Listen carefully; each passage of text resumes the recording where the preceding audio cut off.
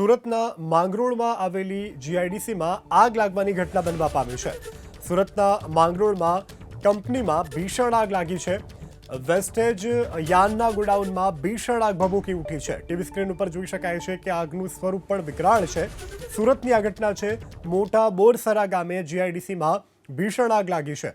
આગ લાગતાની સાથે સમગ્ર વિસ્તારમાં અફરાતફરીનો માહોલ છે।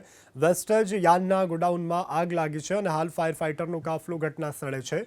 આગ પર કાબુ મેળવવા માટે જહેમત ઉઠાવવામાં આવી રહી છે। વધુ વિગત સાથે સંવાદદાતા ઇન્દ્રમલ શાહ આપણી સાથે જોડાયા છે। ઇન્દ્રમલ, આગની ઘટનાને લઈ શું વધુ વિગત?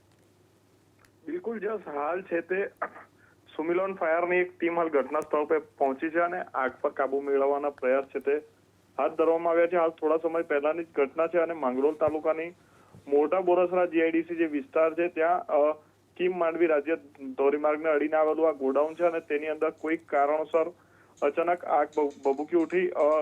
જે યાન વેસ્ટેજનો સંગ્રહ કરેલો જથ્થો હતો તેની અંદર છે તે આગ લાગી હતી અને જોતામાં આખા ગોડાઉનની અંદર આગ છે તે પ્રસરી ગઈ હતી।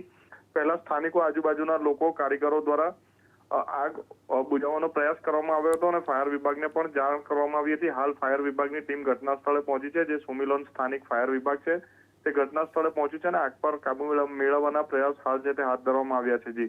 જી ઇન્દ્રમલ, સમગ્ર જાણકારી બદલ આભાર। હાલ તો ફાયર વિભાગનો કાફલો ઘટના સ્થળે છે। આગ પર કાબુ મેળવવા માટે જહેમત ઉઠાવવામાં આવી રહ્યું છે।